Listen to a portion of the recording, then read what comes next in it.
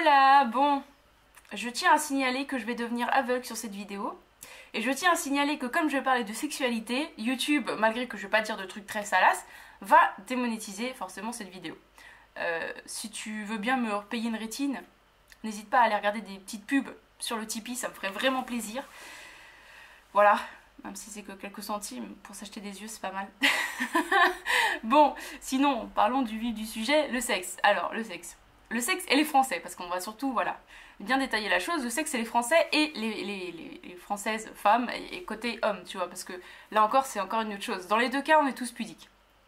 Tous.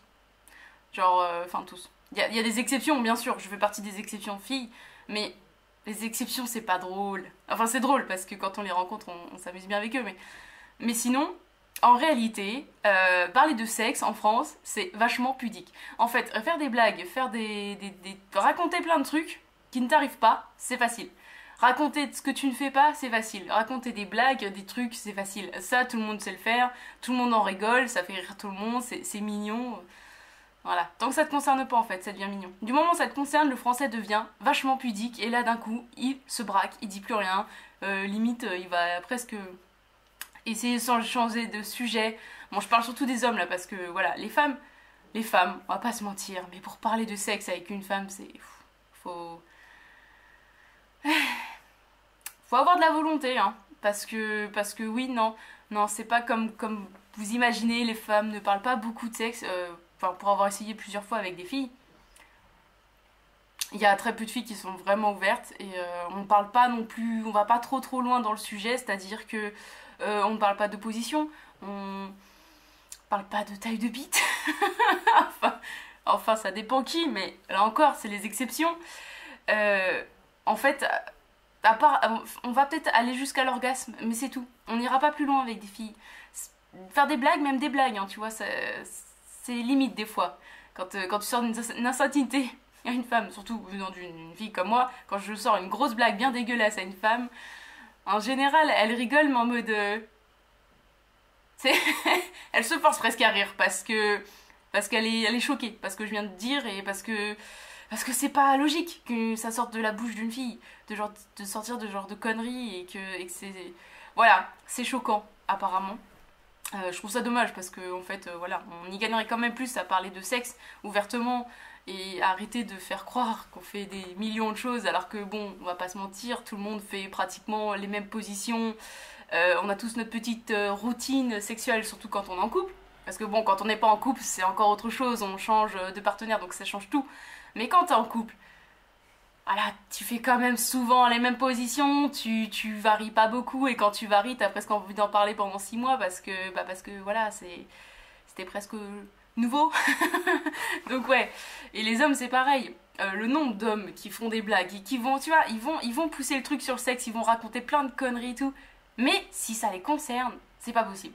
En fait, ils vont raconter un tas de conneries sur les autres, ils vont raconter un tas de conneries sur vraiment des trucs qui vont vraiment pas concerner leur vie privée. Mais alors si tu commences à titiller et si tu commences à les vanner sur leur vie privée sexuelle, là c'est fini, tu les vexes, tu touches à leur ego, ils sont pas à l'aise, ils sont pudiques. Et oui, le français est vachement pudique, malgré qu'il veut faire croire qu'il est vachement ouvert d'esprit, vachement ouvert sexuellement et tout ça.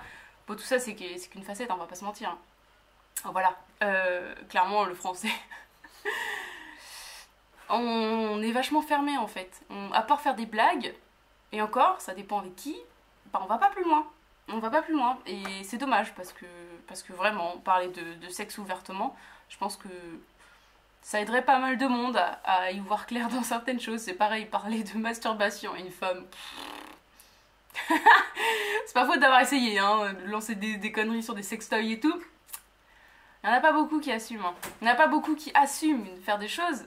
Déjà, il y en a très peu qui l'assument. Mais alors en plus, le nombre de filles qui disent ah c'est dégueulasse, oh là là, qu'est-ce que tu dis, non les jouets c'est pas pour moi et tout. Alors ouais, je veux bien que les jouets, c'est vrai que tant que tu n'essayes pas, tu ne peux pas savoir si c'est pour toi, mais bon, on est quand même vachement fermé. Et on pense être ouvert, c'est ça, des esprits, c'est ça moi qui me fascine dans le français, c'est qu'on pense être des fous furieux dans notre tête, juste parce qu'on fait 3 blagues de sexe dans l'année. Bref, voilà. Donc voilà, cette vidéo ne sera pas monétisée juste parce que j'ai dit 1000 fois le mot sexe. Merci YouTube. Et en attendant, tu monétises des trucs de merde. Bref. Donc voilà, je vous fais des bisous. Et j'ai pas encore refait la fin. J'aurais pu, mais j'ai la flemme. J'étais en vacances en fait. J'étais en vacances, et d'ailleurs pour ceux qui connaissent ma vie, parce qu'ils me suivent depuis longtemps, voilà, les bails. J'ai vu le chirurgien et logiquement, j'ai encore un examen à me faire que j'ai prévu le 24 février, pas janvier.